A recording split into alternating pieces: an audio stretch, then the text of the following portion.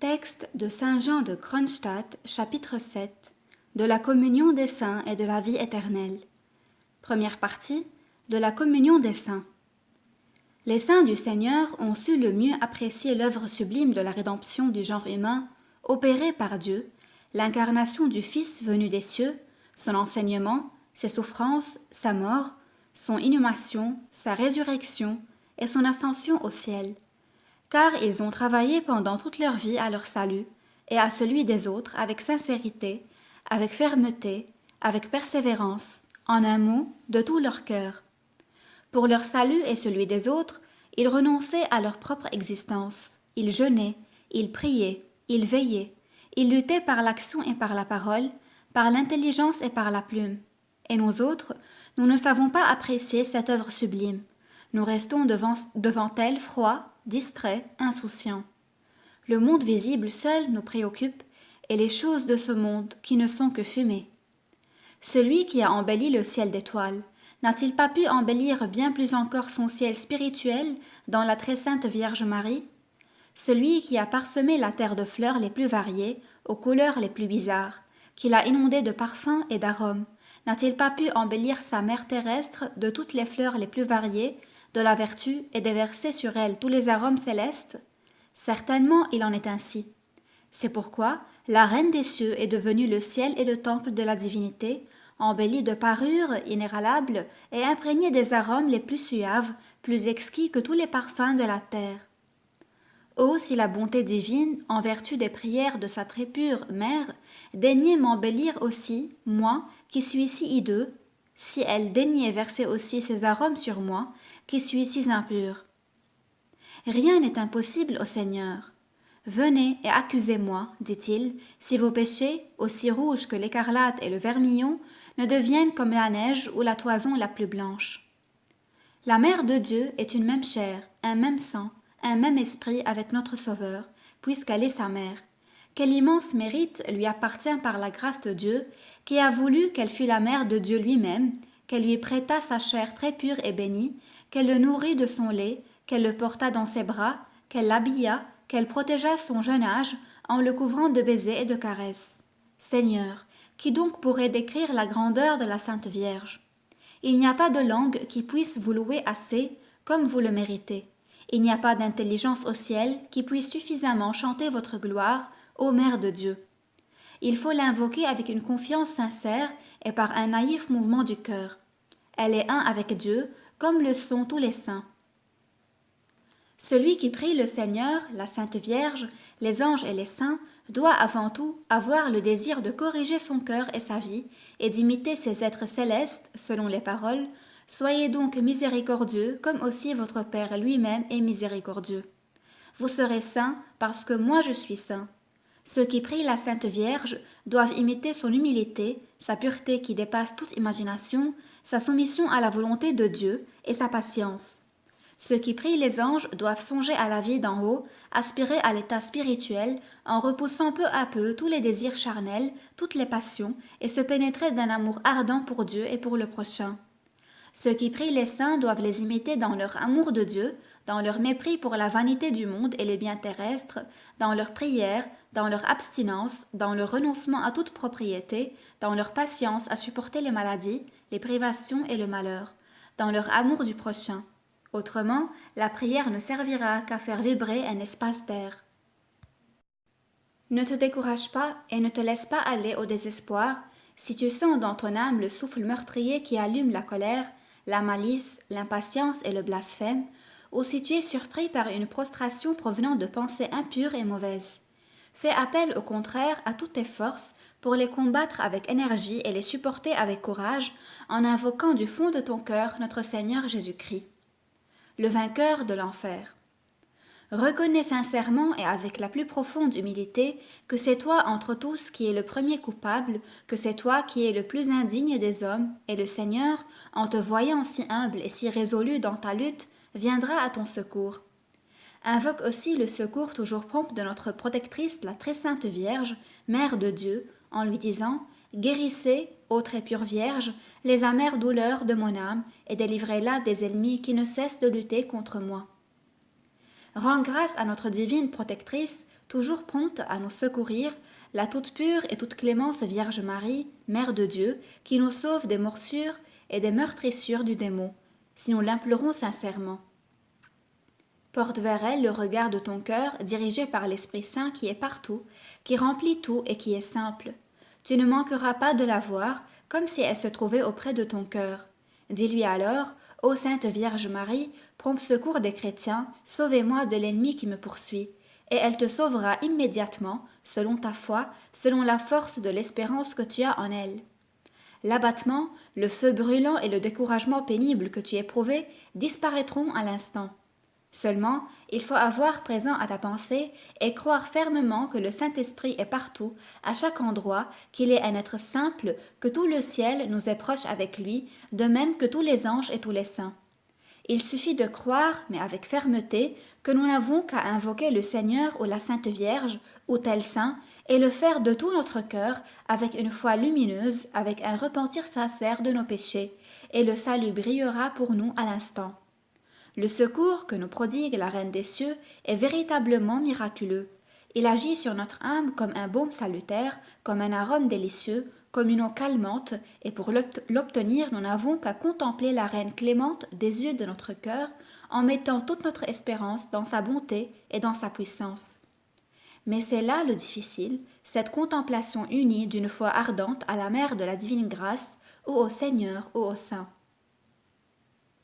L'ennemi s'efforce de tout son pouvoir de s'interposer comme un mur épais, impénétrable et noir, entre notre âme et Dieu, ou la Sainte Vierge, ou les anges, ou les saints, et il ne permet pas, le misérable, que le regard de notre cœur pénètre jusqu'à eux.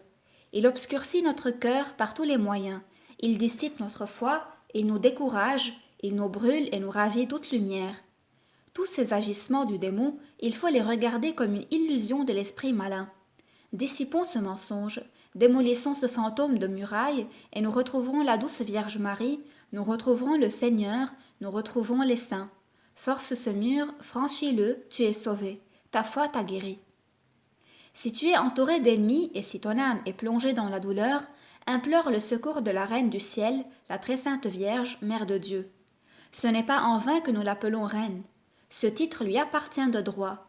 Son pouvoir suprême s'étend sur toutes les forces qui nous sont hostiles, et elle nous sauve par sa puissance de leur persécution, car nous constituons, tout indignes que nous sommes, l'héritage qui lui est dévolu. Si la très sainte Reine est Mère de Dieu, par l'effet de son union à Dieu et par son incomparable coopération aux œuvres du Maître suprême de l'univers, secourt tous ceux qui le lui demandent avec foi et avec espérance, si elle les délivre de tout mal et exauce leurs prières dans tout ce qui est utile pour leur salut, combien plus cela est vrai du Seigneur. Il n'y a qu'une condition pour obtenir de lui toutes ses faveurs, et cette condition, la voici. Ne sois pas incrédule, ne sois pas froid et dur comme une pierre envers lui, mais fais preuve envers lui d'une foi ardente et de gratitude pour ses bienfaits, éprouve un repentir sincère de tes péchés, ainsi qu'un amour profond pour ton Sauveur, uni au Père et au Saint-Esprit. Pense seulement à quel point le Sauveur t'a profondément aimé. Et le glaive percera votre âme, afin que les pensées cachées au fond des cœurs d'un grand nombre soient révélées. Ces paroles de l'Écriture se sont accomplies à la lettre et dans toute leur force, relativement à la Mère de Dieu. Elles s'accomplissent aussi pour les hommes bons et pieux, dont le cœur se trouve soudain transpercé par le glaive de la persécution, afin que les pensées du cœur de ceux qui sont en rapport avec eux soient révélées. Cela signifie que le Seigneur les met parfois dans de tels rapports avec d'autres personnes qui cachent dans l'âme une très grande malice sans la montrer, que celle-ci révèle ce mal malgré elle comme un poison qui s'extravase d'un vase trop plein. Leur bouche commence à parler et le mal s'en précipite comme un torrent ou comme un fleuve. C'est alors que ces personnes commencent à commettre des actions indignes du nom d'homme qu'elles portent, et ce n'est qu'alors qu'on découvre de quelle nature sont ces hommes, que l'on croyait être des gens d'esprit, d'éducation et dignes d'estime.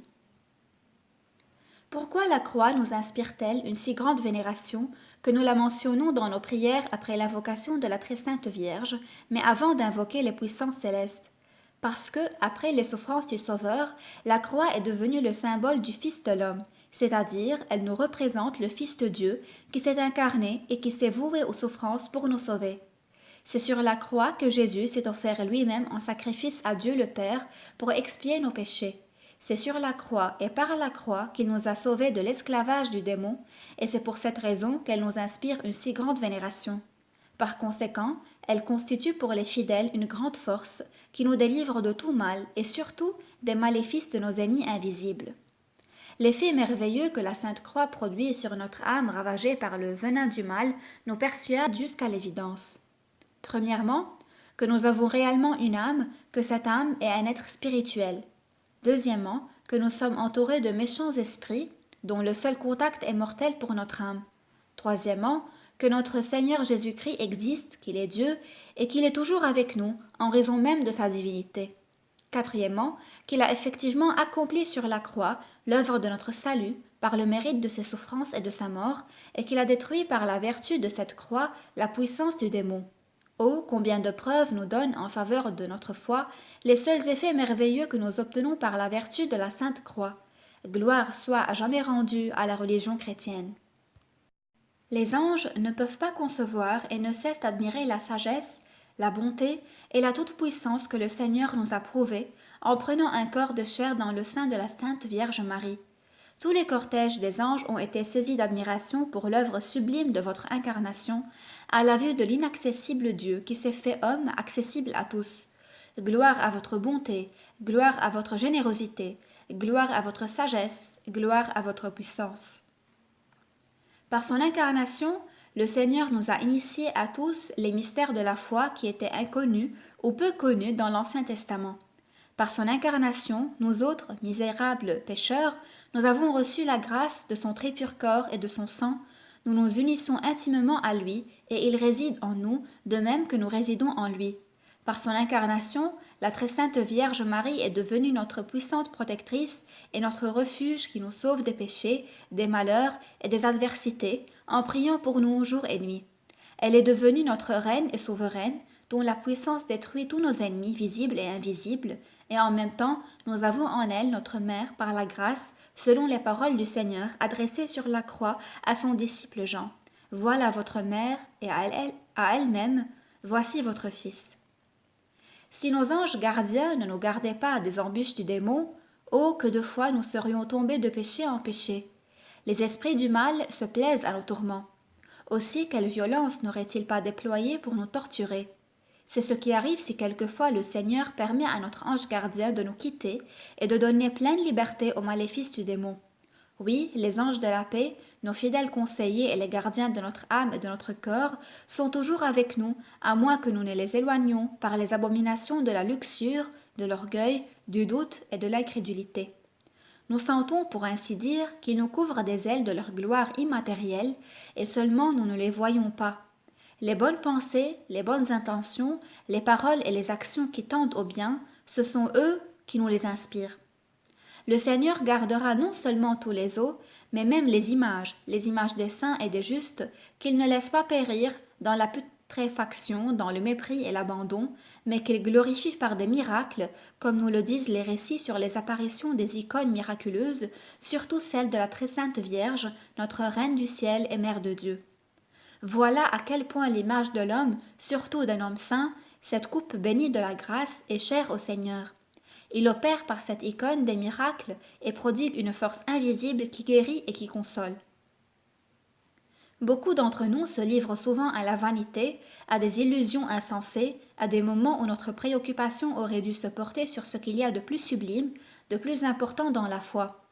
Voyez cet homme, il reste là, devant les icônes de notre Seigneur, de la Sainte Vierge, d'un ange, d'un saint ou d'un corps des saints, et souvent, au lieu de se sentir porté à la prière, au lieu de se détacher de toute préoccupation terrestre, le voilà qui fait mentalement ses comptes et calculs, qui énumère ses revenus et ses dépenses, qui se réjouit d'un bénéfice qu'il a su gagner dans telle affaire ou qui s'afflige d'un insuccès. Quant au profit ou à une perte de nature morale, il n'y songe même pas. Ou bien, il pense du mal de son prochain et se plaît même à augmenter ses faiblesses, à le soupçonner, à l'envier, à l'accuser. Ou bien encore, pendant l'office divin, il se met à examiner les personnes environnantes, leurs toilettes, leurs traits, à chercher des yeux celles qui lui plaisent ou qui lui déplaisent, à faire des projets pour la journée qui commence, à penser comment il en disposera, chez qui il se rendra, où il ira s'amuser, et ainsi de suite. Souvent, ces idées lui surviennent même au moment où s'accomplit le saint et sublime mystère de l'Eucharistie, devant le très pur corps et le très pur sang de notre Seigneur, lorsque nous devons entièrement nous recueillir en Dieu, concentrer toutes nos pensées sur le mystère de notre rédemption, qui nous a délivrés du péché, de la malédiction et de la mort éternelle, de même que sur le mystère de notre sanctification en Jésus-Christ. Oh, à quel degré de défaillance et de mondanité sommes-nous arrivés! Et tout cela, pourquoi? Parce que nous négligeons la question de notre salut, parce que nous n'y pensons pas, parce que nous manquons de fermeté dans notre foi en l'éternité, ou même encore plus parce que nous n'y croyons pas du tout. Les saints sont grands par l'élévation de leur âme, par leur foi, par la fermeté de leur espérance en Dieu et par l'ardeur de leur amour pour Dieu, pour lequel ils ont renoncé à tout ce qui tient de la terre.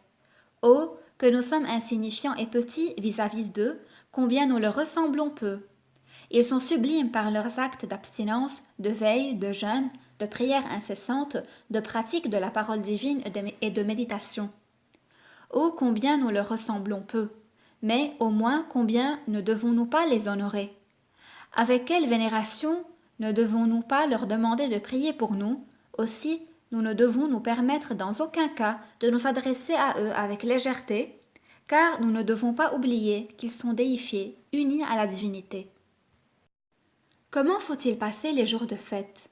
Nous fêtons ou un événement sublime dont le résultat a été merveilleux pour les croyants, ou le souvenir glorieux d'une personne, par exemple le Seigneur, la Sainte Vierge, les anges, les saints, les personnes sacrées dont l'intervention a été une source de bienfaits pour le genre humain et pour l'Église de Dieu en général.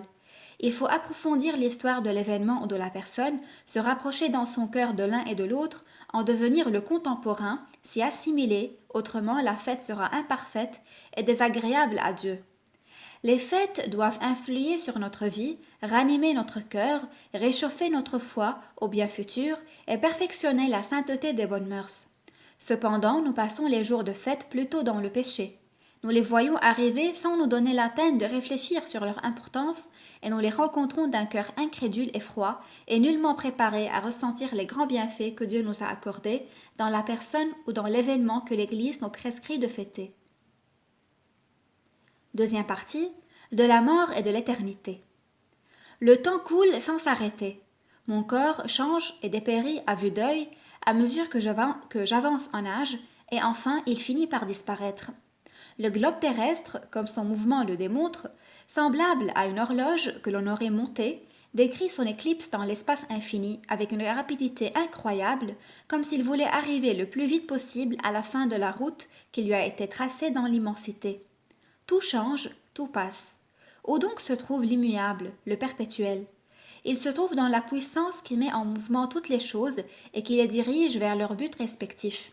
Il se trouve dans l'origine, dans la cause première de tout ce qui a été créé avec tant de variété. Ce principe premier est simple. Il n'est pas composé de parties et par conséquent impérissable et éternel. Il est dans les esprits des anges et des hommes créés à l'image de la cause première. Tout le reste de ce qui nous entoure n'a pas plus d'existence qu'une bulle de savon.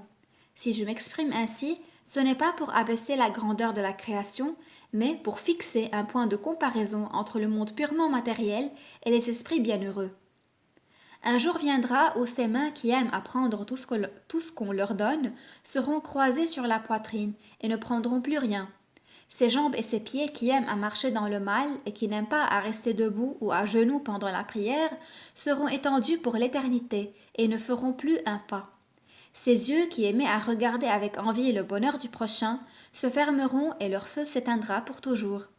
Ses oreilles qui s'ouvrirent si souvent avec plaisir au chatouillement de la médisance et de la calomnie n'entendront plus rien, aucun tonnerre ne les réveillera plus. Elles n'entendront que la trompette de l'ange qui sonnera à la résurrection des morts, et alors notre corps impérissable sera ressuscité, ou pour la résurrection de la vie, ou pour la résurrection du jugement. Que restera-t-il donc en nous de vivant après la mort, et quel doit être l'objet de toutes nos préoccupations pendant notre vie?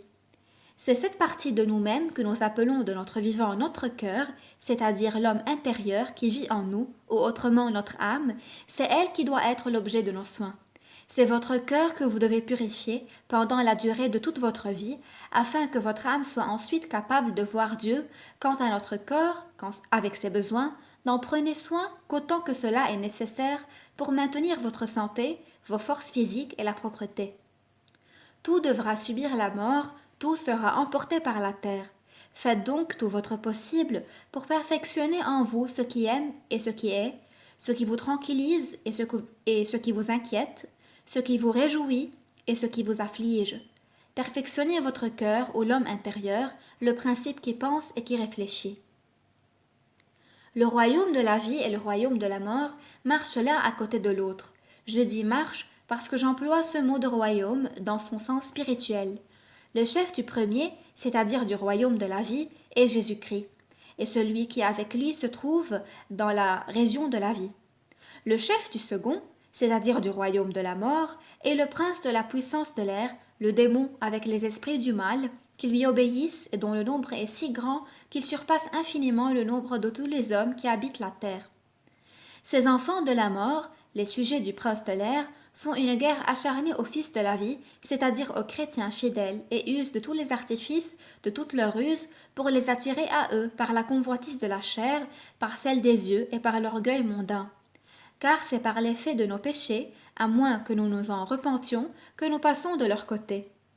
Quant à ceux pour lesquels le péché est pour ainsi dire un besoin de chaque jour, qui boivent l'iniquité comme de l'eau, l'esprit du mal ne s'en occupe pas, parce qu'il les tient déjà en son pouvoir, tant qu'ils vivent dans l'insouciance du bien de leurs âmes.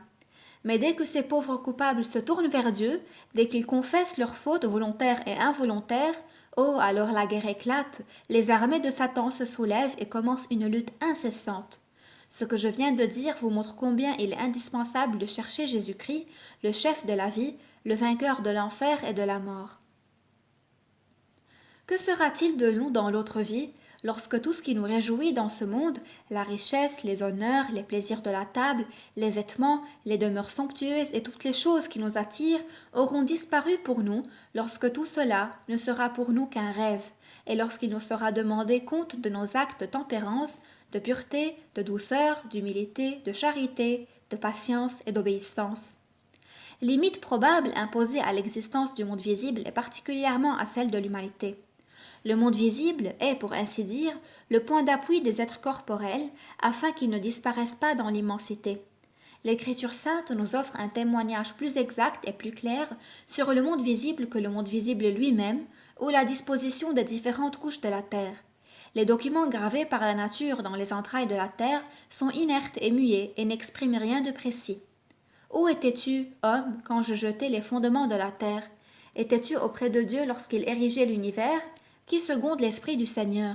Qui est entré dans son conseil? Qui l'a conduit?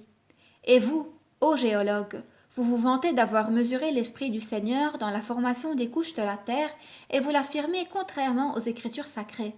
Vous ajoutez plus de foi aux lettres mortes des couches terrestres inanimées qu'aux paroles du grand prophète Moïse, qui a été inspiré de Dieu et qui a vu Dieu. Troisième partie, de l'union avec Dieu. À quoi peut-on connaître qu'un chrétien est en union avec le Christ? On le connaît quand ce chrétien a souvent recours à Jésus, quand il prononce fréquemment ce nom si doux pour l'invoquer, quand son cœur se tourne souvent vers lui, pour faire appel à son secours.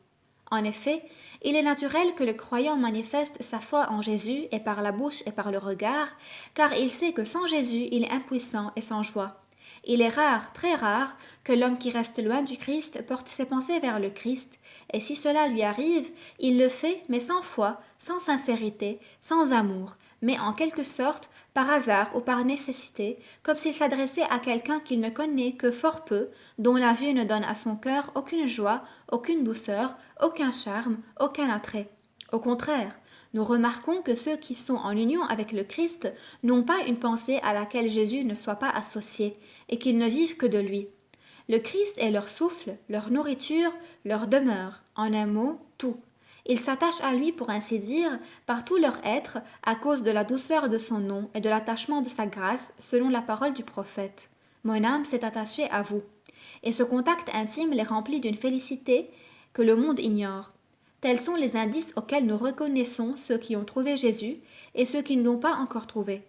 Ces derniers, n'ayant pas de foi sincère, passent leur vie à ne se préoccuper que des choses du monde, cherchant à s'amuser, à bien boire, à bien manger, à s'habiller avec goût, à satisfaire leur bon plaisir, à tuer le temps dont ils ne savent que faire, ce temps qui les cherche de son côté et fuit rapidement à leurs yeux, les jours succédant aux jours, les nuits aux nuits, les mois aux mois et les années aux années, jusqu'à ce que retentisse enfin l'heure dernière, l'heure terrible où il sera dit « Arrêtez ». Le cours de vos jours est terminé, votre temps est perdu, vos péchés et vos iniquités sont là devant vous, formant comme une montagne qui va s'écrouler sur vous et vous écraser de son poids dans l'éternité. Plus le moyen qui nous unit à Dieu est sûr et énergique, tel que la prière et la pénitence, plus l'adversaire de Dieu et le nôtre s'efforce de le détruire. Il n'y a rien qu'il néglige, il profite de notre caresse, de la faiblesse de notre âme, de notre attachement aux liens et aux soucis de ce monde, de notre scepticisme si fréquent chez quelques-uns, de notre peu de foi ou de son absence totale, des pensées impures, méchantes et de l'angoisse du cœur, de l'obscurcissement de la pensée. Tout enfin est mis à profit par l'ennemi chez les personnes inattentives pour mettre un obstacle à la prière, cette échelle qui nous permet de monter jusqu'à Dieu.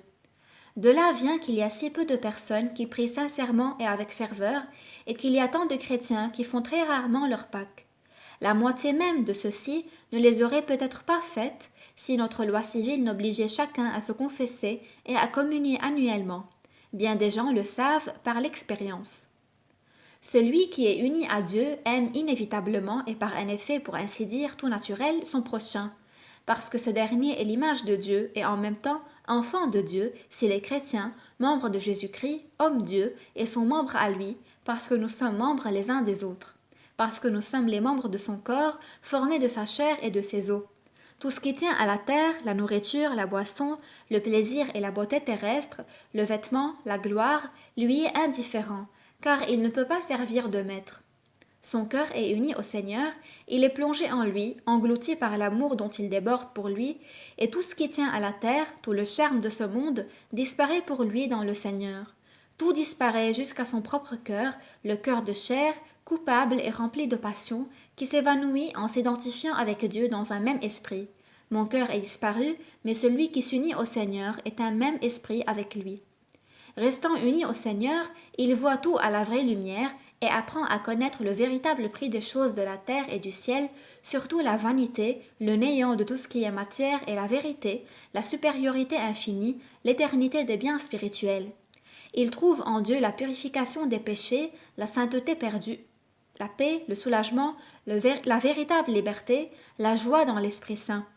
Il trouve en Dieu la nourriture et le breuvage spirituel propre à sa nature, la douceur spirituelle, le vêtement spirituel, lumineux, splendide, blanc comme la neige, et la beauté qu'il pourra admirer éternellement, ainsi que la lumière inaccessible dont il sera éternellement environné et une demeure en harmonie avec les besoins de son âme, qui deviendra elle-même une demeure où résidera la Sainte Trinité. Notre union avec Dieu dans la vie à venir et dans la lumière, dans la paix, dans la joie, dans la félicité qui en résulteront pour nous, nous en avons l'avant-goût ici-bas. Après la prière, quand notre âme revient en quelque sorte d'une visite au Seigneur et d'une intime union avec lui, nous sentons un bien-être, une tranquillité, une légèreté, une joie, comme des enfants réchauffés au sein de leur mère, ou, pour mieux dire, nous éprouvons ce bien-être inexprimable de Pierre devant la transfiguration de Jésus. Il est bon que nous soyons ici. Persiste donc dans ton labeur sans discontinuer, en vue de ta félicité infinie future, dont tu ressens un avant-goût, même ici-bas. Mais n'oublie pas que nous ne voyons Dieu maintenant que comme dans un miroir et sous des images obscures. Quel sera notre bien-être lorsque nous serons en réalité intimement unis à Dieu, lorsque les images et les ombres disparaîtront et que le règne de la vérité et de la vue directe commencera? Oh, nous devons jusqu'à l'heure de notre mort faire tous nos efforts pour obtenir la félicité future et notre union future avec Dieu. Notre vie est simple, car elle se trouve dans Jésus-Christ, le Fils de Dieu, l'être supérieurement simple, éternel, qui n'a pas eu de commencement. Dieu vous a donné la vie éternelle, et cette vie est dans son Fils. Pourquoi donc cherchons-nous la vie dans les hommes, dans les plaisirs, dans l'argent, dans les honneurs, dans les parures et dans tant d'autres choses qui méritent le mépris? La vie du cœur n'est pas dans ces choses. Elles sont les synonymes du tourment, de la désolation, de la mort de l'âme. Pourquoi abandonnons-nous la source des eaux vives, le Seigneur, et creusons-nous des citernes, fausses crevassées, qui ne peuvent retenir l'eau? Pourquoi sommes-nous dans une agitation, dans un mouvement continuel? Pourquoi éprouvons-nous cette soif des plaisirs, de l'argent, des honneurs, des parures et d'autres choses pareilles? Tout cela est mort, pourriture, cadavre. Le prince de la mort, le démon, est un être simple lui aussi. Aussi use-t-il de moyens fort simples pour nous entraîner dans ses filets et nous frapper à mort. Nous devons être par conséquent toujours sur le qui-vive et repousser tout attachement aux choses de ce monde afin d'éviter les coups de notre ennemi. Lorsque nous avons Jésus dans notre cœur, nous sommes contents de tout. La gêne qui est pour nous l'aisance la plus parfaite, l'amertume est une douceur, la misère une richesse, la faim une satiété, l'affliction une joie. Mais lorsque Jésus ne se trouve pas dans notre cœur, nous sommes mécontents de tout. Rien ne nous rend heureux, ni la santé, ni le confort, ni les rangs, ni les honneurs, ni les plaisirs, ni les palais, ni l'abondance d'une table pourvue de plats et de vins de toute espèce, ni la richesse de la toilette, en un mot, rien. Ah, combien Jésus, le dispensateur de la vie et notre Sauveur, est nécessaire à l'homme. Et pour qu'il entre en nous, combien il est utile d'avoir soif, d'avoir faim, de dormir peu, de s'habiller simplement, de tout supporter tranquillement, avec patience et sans rancune. Le persécuteur de nos âmes, le démon, nous épie à chaque moment, tâchant de souiller notre âme par un péché ou par une passion, de nous faire prendre une habitude coupable et d'augmenter les obstacles dans la voie de notre salut. Il s'efforce surtout de nous inspirer l'indifférence envers Dieu, envers tout ce qui est saint, envers l'Église, envers l'éternité et envers l'humanité. Quel est le but de notre vie sur la terre, mes frères? Ce but, c'est d'aller nous reposer en Dieu après avoir traversé toutes les épreuves qui nous sont envoyées sous forme d'afflictions et de misères terrestres, et après nous être sanctifiés toujours de plus en plus par la vertu des sacrements. Oui, d'aller nous reposer en Dieu, car Dieu est le repos de notre esprit. C'est pourquoi nous chantons en priant pour les morts, Seigneur, donnez le repos à l'âme de votre serviteur. Nous demandons pour le décédé le repos, cet objectif de tous les désirs, et nous le demandons à Dieu. Par conséquent, est-il raisonnable de s'affliger outre mesure de la perte de nos morts? Venez à moi, vous tous qui êtes chargés, et je vous soulagerai, dit le Seigneur. Et nos défunts, morts d'une mort chrétienne, arrivent à cet appel du repos. Pourquoi donc nous affliger? Il y a un sentiment qui rend la paix à ma pensée et à mon cœur. Je veux l'écrire ici pour qu'il reste toujours présent à ma mémoire et pour qu'il me soutienne au milieu des labeurs et des soucis de la vie. Quel est ce sentiment? C'est la maxime chrétienne, si pleine d'une vive espérance et d'une force pacifiante si miraculeuse. Tout est pour moi dans le Seigneur. Voilà mon trésor inappréciable. Voilà les paroles précieuses qui peuvent rendre l'homme tranquille dans n'importe quelle position, avec lesquelles on peut être riche quand on est pauvre, généreux quand on est riche, riant envers les hommes et toujours plein d'espérance malgré nos péchés. Tout est pour moi dans le Seigneur. C'est lui qui est ma foi, mon espérance et mon amour, mon courage, ma force, ma paix, ma joie, ma richesse, ma nourriture, ma boisson, mon vêtement, ma vie. En un mot, tout. Oui, chrétien, le Seigneur est tout pour toi. Sois donc aussi tout pour le Seigneur. Or, puisque tout ton trésor se trouve dans ton cœur et dans ta volonté, et puisque le Seigneur te demande ton cœur en disant « Mon fils, donne-moi ton cœur », tu dois, afin d'obéir à sa volonté toujours clémente et parfaite, renoncer à agir selon ta volonté corrompue, passionnée et rebelle. Renonce à ta volonté, reconnais uniquement la volonté de Dieu et répète que votre volonté, non la mienne, soit faite. Le Seigneur est ma vie ici-bas, le Seigneur est ma délivrance de la mort éternelle, le Seigneur est ma vie sans fin au ciel, le Seigneur est ma purification et la libération de mes péchés sans nombre, il est ma sanctification. Le Seigneur est ma force au moment de ma faiblesse, mon soulagement dans l'angoisse, mon espérance dans le découragement et dans la détresse. Le Seigneur est le feu vivifiant qui réchauffe ma froideur. Le Seigneur est ma lumière dans l'obscurité, ma paix dans le trouble. Le Seigneur est mon défenseur dans les tentations. Il est ma pensée, mon désir, mon activité. Il est le flambeau de mon âme et de mon corps, ma nourriture, ma boisson, mon vêtement, mon bouclier, mon armure. Le Seigneur pour moi est tout. Ô mon âme, ne cesse pas d'aimer et de remercier le Seigneur. Mon âme, bénis le Seigneur, et que tout ce qui est en moi bénisse son saint nom. Mon âme, bénis le Seigneur, et garde-toi d'oublier ses innombrables bienfaits. C'est lui qui pardonne toutes tes iniquités, lui qui guérit toutes tes infirmités. C'est lui qui rachète la vie de la mort, lui qui te couronne dans ta miséricorde, et dans sa miséricorde et dans sa compatissante bonté. C'est lui qui rassasie de bien ton désir. La vie à venir, c'est l'état d'une complète pureté où doivent arriver nos âmes par le chemin d'une graduelle purification. Mais la plupart du temps, ce chemin est obscurci et obstrué par le péché et par le souffle du démon. Cependant, quelquefois par l'effet de la grâce divine, il s'éclaire et alors l'âme voit Dieu auquel elle s'unit en toute sincérité, par la prière et par le sacrement de la communion. Accordez-moi, Seigneur, la grâce de pouvoir aimer chacun de mes frères comme moi-même, de ne jamais éprouver de rancune contre eux et de ne pas travailler pour le démon.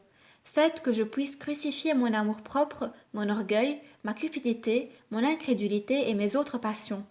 Faites que le mot amour mutuel soit votre nom, que nous ayons une foi ferme en vous et la conviction que vous nous tenez lieu de tout. Soyez, mon Dieu, le seul Dieu de notre cœur. Faites que nous n'en ayons pas d'autre, faites que nous servions l'union dans l'amour, selon votre commandement, et que nous périssions comme une poussière, tout ce qui tend à nous désunir et à nous éloigner de l'amour. Amen, ainsi soit-il.